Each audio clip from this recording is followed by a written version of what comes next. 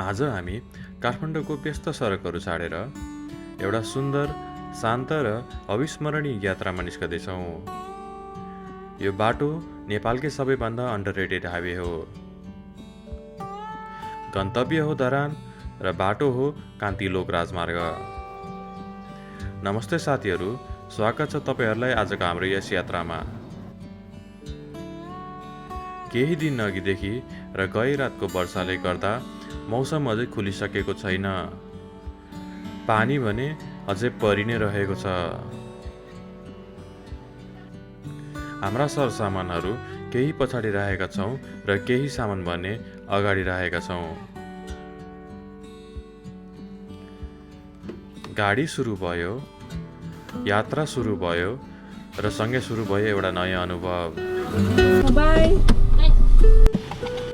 आजको हाम्रो यात्रा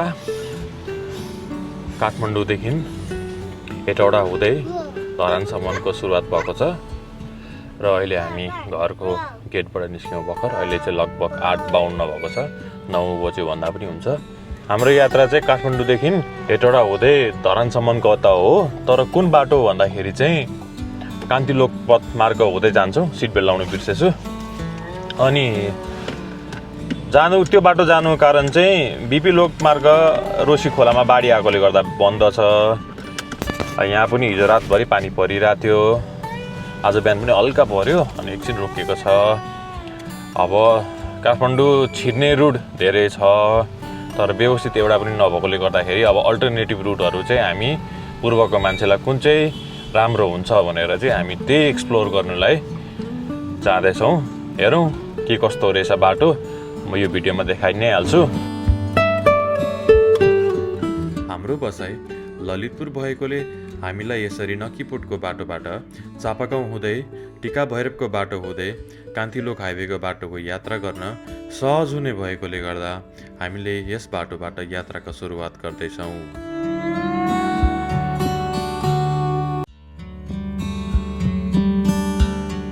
केही अगाडि बढिसकेपछि हामीले सुनाकोटी जाने मेन हाइवे भेट्यौँ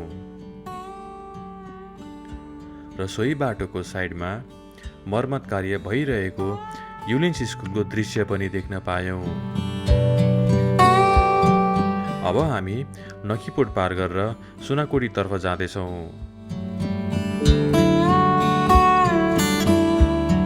बिहानको उज्यालोमा सहरले आफूलाई जगाउँदैछ। सडकहरू बिस्तारै भरिँदैछन्, बच्चाहरू स्कुल जाँदैछन् र मान्छेहरू आफ्नो दैनिक काममा जाँदैछन्। नेपाली जीवनको यो झलकले यात्रालाई अझ सार्थक बनाउँछ।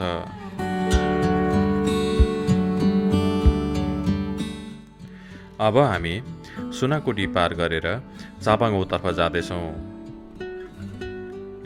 यहाँ सहरहरूको हसल बिस्तारै कम हुँदै जाँदैछ र सँगसँगै पुरातात्विक र सांस्कृतिक प्रेजेन्स पनि बढ्दै गइरहेछ।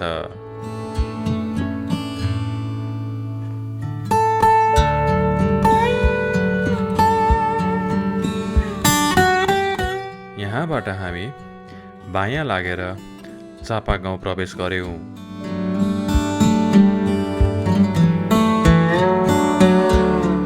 काठमाडौँ उपत्यकाको दक्षिण छेउमा ललितपुर जिल्लाभित्र अवस्थित यो ठाउँ पहिलो नजरमै यहाँको पुराना घरहरू, साँगुरा गल्ली र पुरानो इँटाले बनेका भित्ताहरूले हाम्रो ध्यान आफूतिर तान्छन्। यहाँका घरहरू हेर्दा लाग्छ समय यहाँ एकछिन रोकिएको छ। नेवारी शैलीका काठका झ्याल, पुरानो इँटाका भित्ता र छतले मल्लकालीन युगको सम्झना दिलाउँछ। यी घरहरू केवल इँटा र माटोले मात्र बनेका छैनन्, यी भित्र पुस्तौँ पुस्ताका कथाहरू लुकेका छन्। बाटोको छेउछेउमा देखिने यी सासाना मन्दिरहरू यहाँको आस्था र परम्पराका जीवित साक्षी हुन्। हरेक ढुङ्गाको मूर्ति, हरेक जलेको धूप र हरेक राखिएको फुलले यस भूमिप्रतिको मानिसहरूको गहिरो श्रद्धा झल्काउँछन्।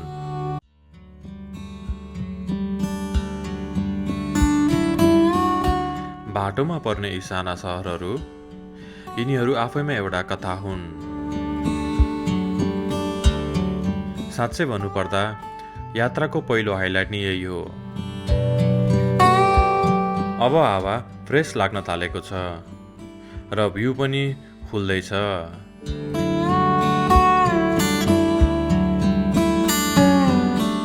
अब काठमाडौँको भिड पछाडि छुट्यो, तर हाम्रो मन भने पहिल्यैदेखि त्यो खुला र नीला आकाशको खोजीमा छ। केही अगाडि बढिसकेपछि हामीले गुगल म्याप हेर्न बिर्सेछौँ र गलत बाटो आएछौँ।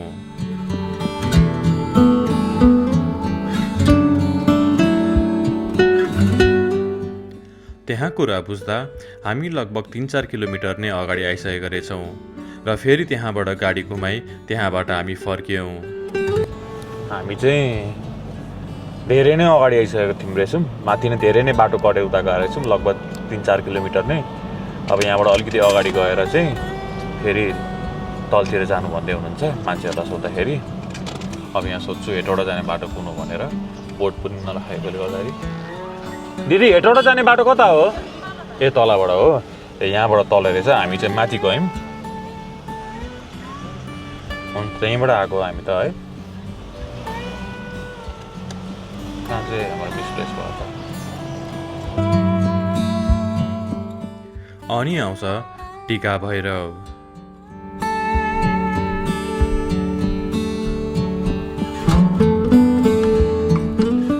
यो काठमाडौँ उपत्यकाको एउटा पवित्र सिमाना हो। धार्मिक मान्यता अनुसार टिका भैरव नक्खु र लेले खोलाको बीचमा अवस्थित छन् र यिनी नेपाल मण्डलको द्वारपाल मानिन्छन्, उपत्यकाभित्र प्रवेश गर्नेहरूको रक्षक। चापागाउँ र टिका भैरवले हामीलाई याद दिलाउँछ कि हाम्रो देशको हरेक मोडमा, हरेक ढुङ्गाको छेउमा एउटा इतिहास लुकेको छ, बस आँखा खुला राख्नुपर्छ। अब हामी अगाडि बढ्दैछौँ धरानतर्फ, कान्तिलोक राजमार्ग हुँदै। यात्रा अझै जारी नै छ।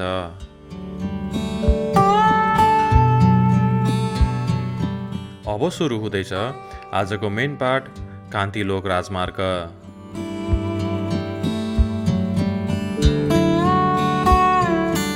अब हामी प्रवेश गर्दैछौँ कान्तिलोक राजमार्ग। यो कुनै साधारण बाटो होइन। यो बाटो साँघुरो, घुमौरो अनि अलिक चुनौतीपूर्ण भए पनि यसको सुन्दरता शब्दमा बयान गर्न गाह्रो छ।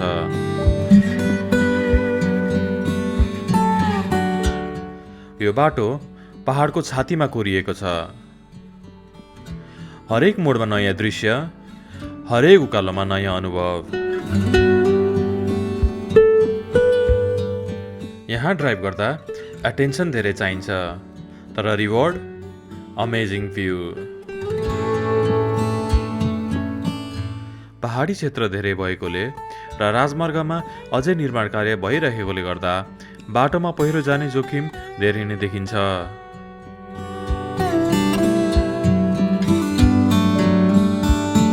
कतै चाहिँ बाटो एकदम साँघुरो र चुनौतीपूर्ण पनि छ।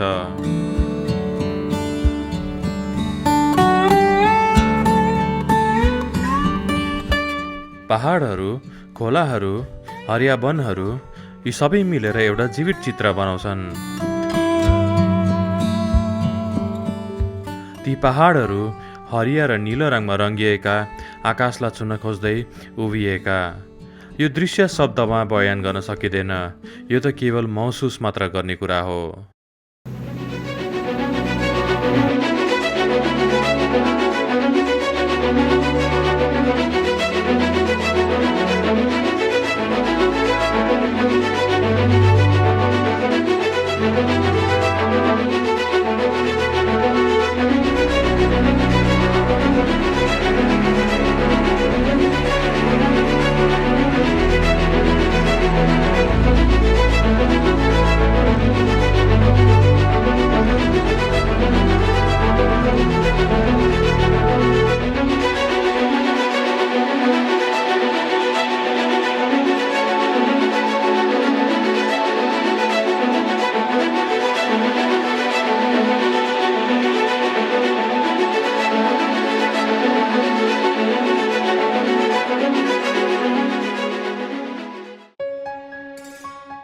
काठमाडौँबाट निस्कदा जस्तो फिलिङ थियो अहिले त्योभन्दा धेरै शान्त महसुस भइरहेको छ।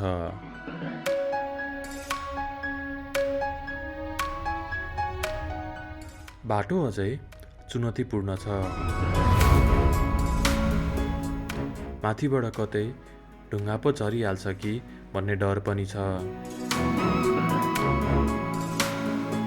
तर एडभेन्चरको मजा पनि यसैमा छ।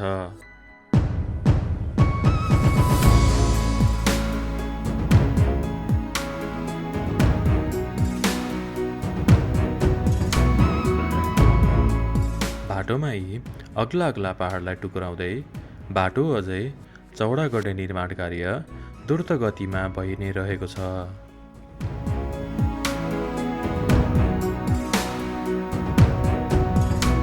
बाटोको एक मोडबाट अर्को मोडमा पुग्दा दृश्य फेरिन्छ। बाकुलो कुहिरोले बाटोको भिजिबिलिटी कम हुँदै जान्छ, तर सुन्दरता भने उस्तै रहन्छ। यही नै हो नेपालको असली सम्पदा, यो प्रकृति, यो मौन, यो शान्ति।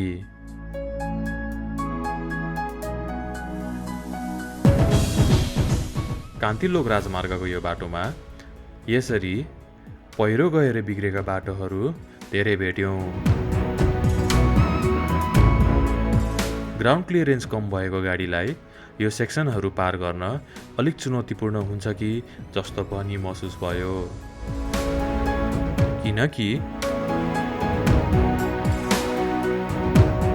अगाडिको त्यो सेतो इभी गाडीलाई यो सेक्सन पार गर्न निकै च्यालेन्जिङ भइरहेको थियो र कतिपय ठाउँमा त्यस गाडीको तल्लो भाग छुइरहेको थियो।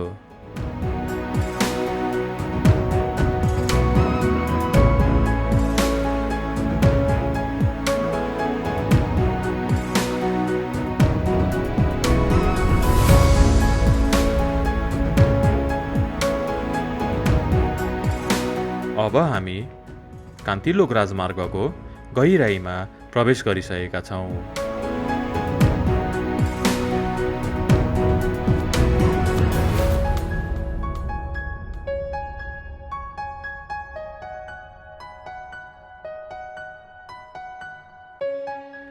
चारैतिर हरियो जङ्गल, माथि खुला आकाश, तल गहिरो खोज, यो कम्बिनेसनले यात्रालाई झनै सिनेमेटिक बनाउँछ।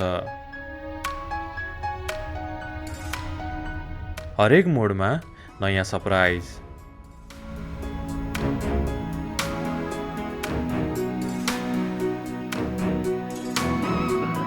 र केही अगाडि बढिसकेपछि यो पुल आइपुग्यो। यस पुल मुनिको खोलाले ललितपुर र मकवानपुर जिल्लाको सिमाना छुटाउँदछ।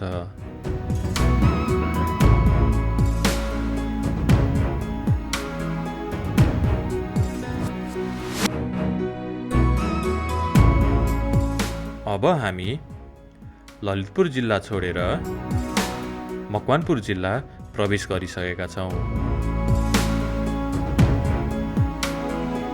आजको यात्राको क्रममा अहिले हामी एकछिन रेस्ट गर्नु रोकिरहेछौँ। यहाँबाट पनि कस्तो राम्रो दृश्य देखिरहेछ हेर्नुहोस् न। अहिले लगभग 11:30 बज्यो होला। हामी 9 बजी निस्केको, 1.5 घन्टा जस्तो भयो। अनि अब यहाँबाट लगभग अझै 1 घन्टा 1.5 घन्टा लाग्छ होला। जम्मा 3 घन्टाको बाटो हो।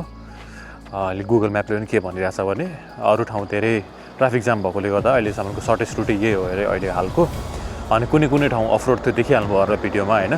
अब कुनै ठाउँ चाहिँ फेरि राम्रो छ। मलाई चाहिँ यो बाटो किन जोमसोम गएको जस्तो लागिरहेछ क्या। ट्याक्क तपाईँ बेनीबाट गएपछि पिच पनि आउँछ, अनि फेरि ठाउँमा अलिकति अफरोड सेक्सन फेरि पिच आउँछ होइन, त्यस्तै छ। अनि भ्यूहरू पनि राम्रो देखिरहेछ यहाँबाट। मैले ड्रोन सटहरू पनि राखेको छु, सकेसम्म राम्रो भिडियो बनाउने कोसिस गरिरहेको छु। होपफुल्ली तपाईँलाई पनि अहिलेसम्म चाहिँ रमाइलो पनि लागिरहेको होला, अलिकति इन्फर्मेटिभ पनि भइरहेको होला है। त्यो राम्रो पहाडहरू देखिरहेछ, बाटो त्यस्तै राम्रो छ अहिले।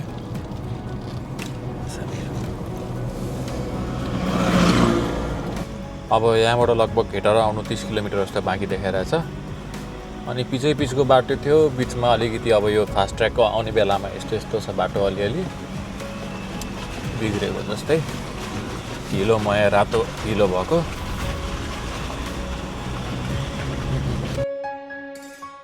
यो चाहिँ कान्तिलोक राजमार्गबाट देखिने नेपालमा बन्दै गरेको फास्ट ट्र्याकको पुल।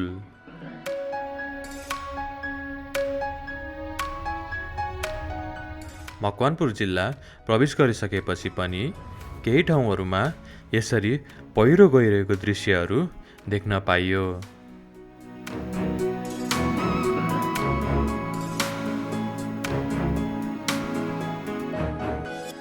यदि तपाईहरू पनि शान्ति, प्रकृति र एडभेन्चर खोज्दै हुनुहुन्छ भने एकपटक कान्तिलोक राजमार्गको यो यात्रा अवश्य गर्नुहोला। अहिले 12:30 बजिरहेछ अनि हामी चाहिँ अहिले ठ्याक्कै यो हेटौडा र सिन्धुली जाने छुट्याउने बाटोमा आइपुग्यौँ। अनि तपाईँले देख्न सक्नुहुन्छ यो माथि मेरो बोर्ड छ। अनि हामी चाहिँ यो बाटो आएको अहिले काठमाडौँबाट कान्तिलोक हुँदै कान्तिलोक पथमार्ग भन्छ। अनि यताबाट जानुभयो भने चाहिँ हामी हेटौडा बजारतिर लाग्छौँ। अनि त्यहाँबाट फेरि माथि गयौँ भने हामी भीमभेलीको अनि कुलेखानीको बाटो लाग्छौँ। ल अब यहाँबाट हामी हेर्छौँ भने चाहिँ यताबाट हामी सिन्धुली जान्छौँ। यहाँबाट 115 किलोमिटर सिन्धुली अनि विमान 133 किलोमिटर अनि धरान 311 किलोमिटर रहेछ। लगभग हामीलाई धरानबाट विमान हुँदै सिन्धुली हुँदै अनि खुर्कोट हुँदै काठमाडौँ पुग्नलाई 350 किलोमिटर जति लाग्थ्यो भने अब यहाँबाट हामीलाई लगभग 440 किलोमिटर जस्तो लाग्ने रहेछ यो बाटोमा। ठिकै छ, अब उताको बाटो बन्द भएकोले गर्दा यो बाटो आयौँ होइन। अब खाना खानु व्यवस्था गर्नुपर्ने छ। अब हेरौँ है त यता कतै पाउँछ कि खाना। अब तापक्रम बढेको महसुस हुन थाल्यो र हामी हेटौडाबाट सिन्धुलीतर्फ लाग्यौँ। हेटौडाबाट सिन्धुली जाने क्रममा हामी चाहिँ यो ठाउँमा होटेलले नपाएर खाना खानु रोक्यौँ र खाना पनि सकिसकेको थियो र अहिले हामीले चिउरा र मासु खायौँ। यो चाहिँ यहाँबाट हेटौडाबाट आउने बाटो हो र यो चाहिँ सिन्धुली जाने बाटो। त्यसमै यतापट्टि चाहिँ हामीले रोकेर खाना खायौँ र बिहान निस्किँदाखेरि पानी परिरहेको थियो। अनि अहिले चाहिँ मजाले घाम लागिरहेछ, आकाशहरू पनि मजाले खुलिरहेछ अहिले। अब बाटो प्राय जसो सबै पिच नै छ।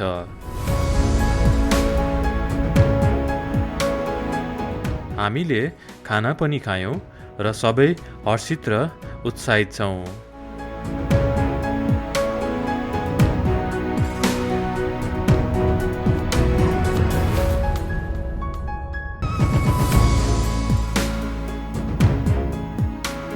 र हामी सिन्धुली र विमान जोड्ने हाइवेतिर आइपुग्यौँ।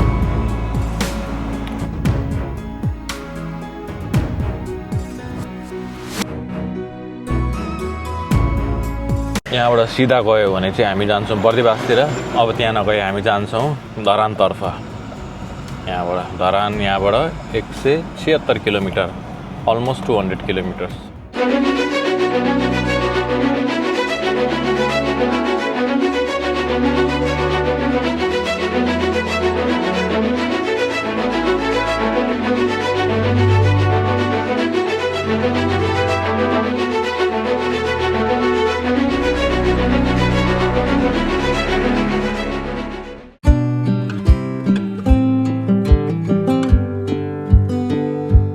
अहिले बेलुकीको 7 बजिसकेको छ र हामी गाईघाट बजार आइपुगिसक्यौँ।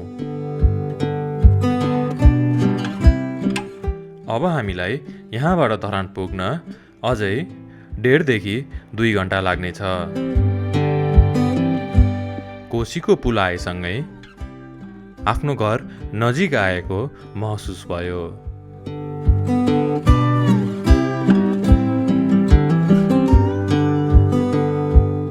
धरान प्रवेश गरेसँगै रत्नचोक र यहाँको ऐतिहासिक पुराना घरहरूले तपाईलाई वेलकम गर्दछ।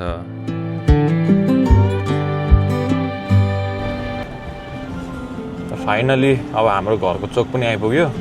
अहिले लगभग 8:30 परेछ ट्याक्कै। धरान आइपुग्यो। बिहान हामी 9 बजी निस्केको, लगभग 11:30 घन्टा भएछ।